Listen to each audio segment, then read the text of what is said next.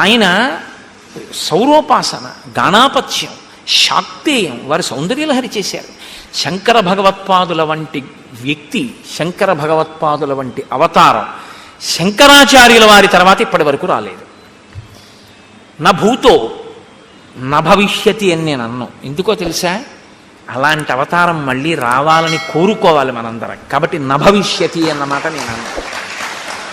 కాబట్టి అంతటి మహానుభావుడు శంకర భగవత్పాదులు అంటే.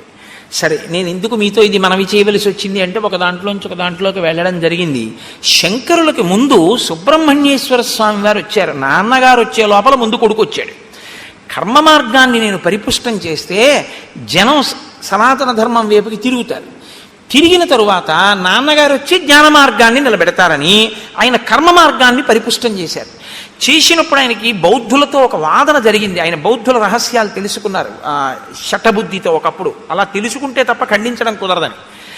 తదనంతర కాలంలో ఆయన బౌద్ధుడు కాడు అని తెలుసుకుని ఆయన్ని సంహరించే ప్రయత్నం చేస్తే ఆయన ఏం చేశారంటే, ఒక భవనం యొక్క పై అంతస్తులోంచి కిందకి దూకేస్తూ, వేదమే ప్రమాణమైతే నాకు దెబ్బ తగలకుండుగాక అని దూకేశారు పైనుంచి.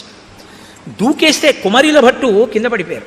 కింద పడిపోతే ఆయనకి ఏమీ అవ్వలేదు, కానీ ఒక కన్ను మాత్రం దెబ్బతింది. ఆయన వెంటనే వేదమాత గాయత్రిని ప్రశ్నించారు. నేను వేదాన్ని నమ్మాను, నేను ప్రమాణమైతే అని చెప్పి దూకితే నాకేం అవ్వలేదు, కానీ నా కన్ను ఎందుకు దెబ్బతిందని అడిగారు.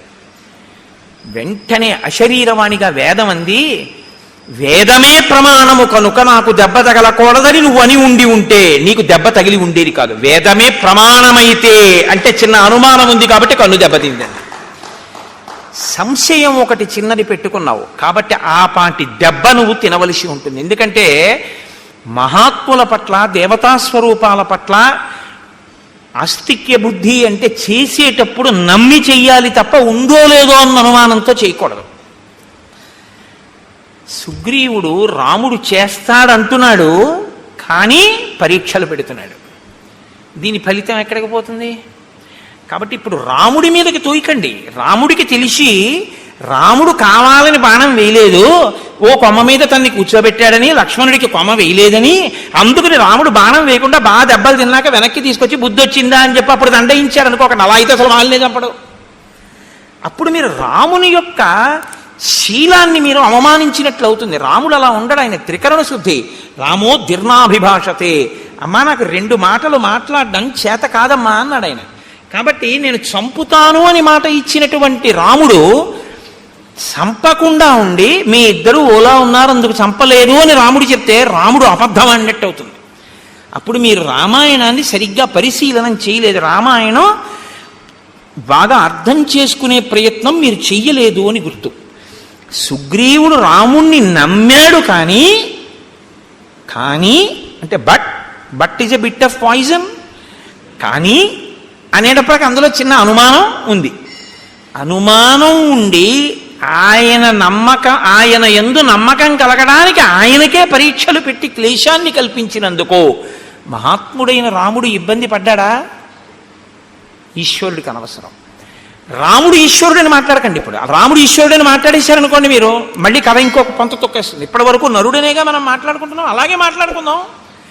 కాబట్టి నరుడిగా అలా అయితే వెంటనే శంఖచక్రాలు గదా బాణ పద్మం చూపించేసి నీ మొహం ఇచ్చా నేను విష్ణువుని రా అని చెప్పచ్చు. అలా చెప్పలేదుగా. అస్థిపంజరాన్ని ఎత్తి అవతల పారేయమంటే ఎత్తి అవతల పారేసాడు. నరుడిగానే చూపిస్తున్నాడు, తనకే ఉపకారం కావాలన్నట్టే చూపిస్తున్నాడు ఆయన. సీతమ్మని నువ్వు వెతికి పెట్టాలన్నట్లు. కాబట్టి ఇప్పుడు మహాత్ముడి జోలికి వెళ్ళాడు అని మీరు చెప్పవలసి ఉంటుంది. ధర్మాన్ని అనుష్ఠించేటటువంటి వాడు, సత్యాన్ని పట్టుకున్నవాడు, మిత్రధర్మానికి కట్టుబడ్డవాడు, శక్తి ఉండి ప్రతిజ్ఞ చేసిన వాడైనా అలా కుదరదయ్యా, నువ్వు చేసినా నేను నమ్మను, నువ్వు ఇవి చేస్తేనే నేను నమ్ముతాను అనేసి ఉంటే ఇంకోలా ఉంటుంది.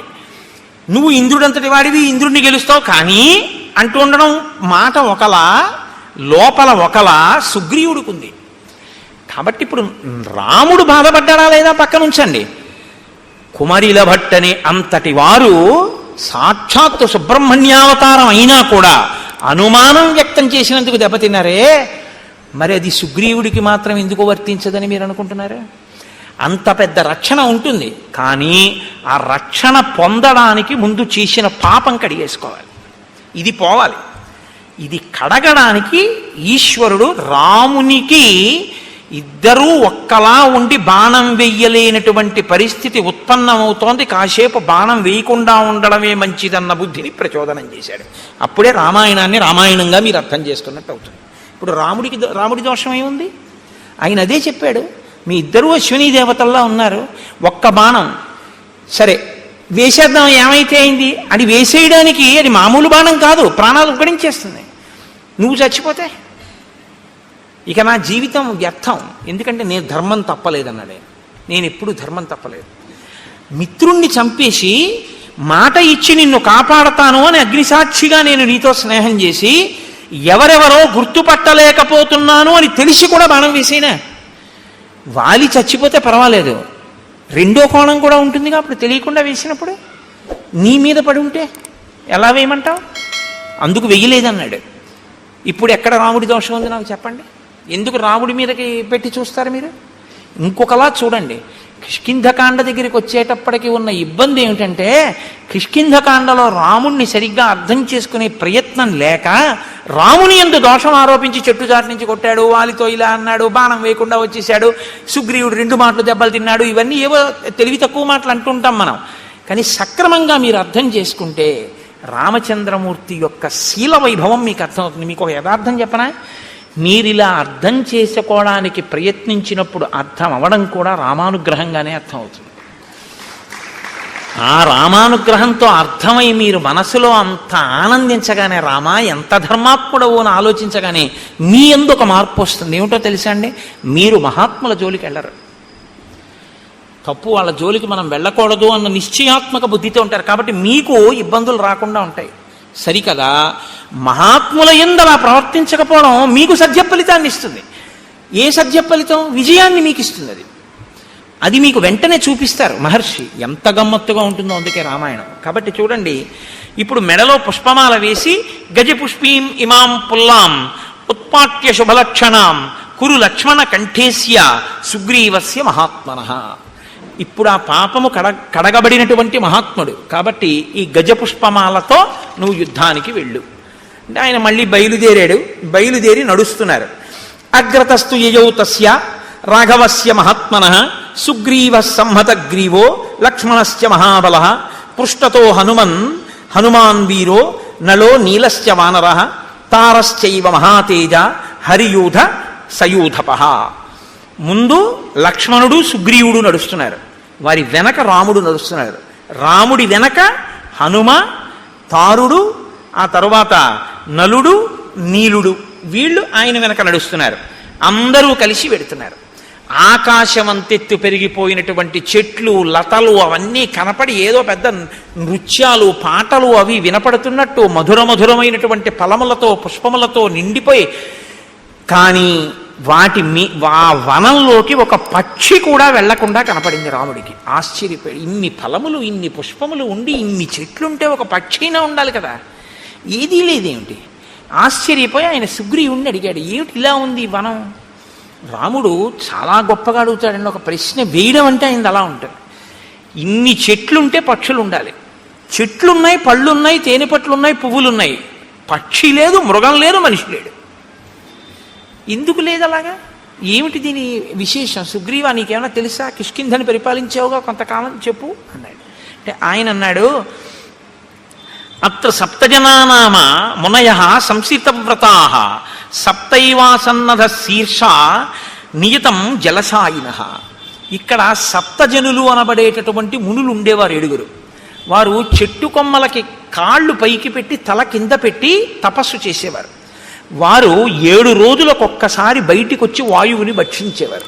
వాళ్ళు నీటిలో పడుకునేవారు. అంత ఘోరమైనటువంటి తపస్సు చేశారు. సప్తరాత్ర కృతాహార వాయునా వనవాసినః దివం వర్ష శతైర్యాత సప్తభి సకళేబరాః. 700 సంవత్సరములు అలా తపస్సు చేశారు. తపస్సు చేశాక వాళ్ళు సశరీరంగా స్వర్గానికి వెళ్ళిపోయారు. వారు ఇప్పటికీ అప్సరసలతో కలిసి ఈ వనంలోకి వచ్చి క్రీడిస్తూ ఉంటారు. అప్పుడు ఇక్కడ గొప్ప గొప్ప నాట్యములు, అందెల రవళులు, సంగీత ధ్వనులు వినపడుతుంటాయి. ఆ మహామునులు సంచరించిన ప్రాంతం కనుక అందులోకి పక్షులు, మృగములు ఏవి కూడా, ఇందులోకి ఆఖరికి ఇంద్రాది దేవతలు కూడా ప్రవేశించలేరు. ఒకవేళ ఎవరైనా అంత తపశ్శక్తితో కూడినటువంటి ఆ ప్రాంతంలోకి వెడితే, అంత తేజోవంతమైన భూమి యందు అడుగిడితే ఆ తేజస్సుని తట్టుకోలేవు. కాబట్టి యువతల ప్రాణులు వెంటనే చనిపోతారు.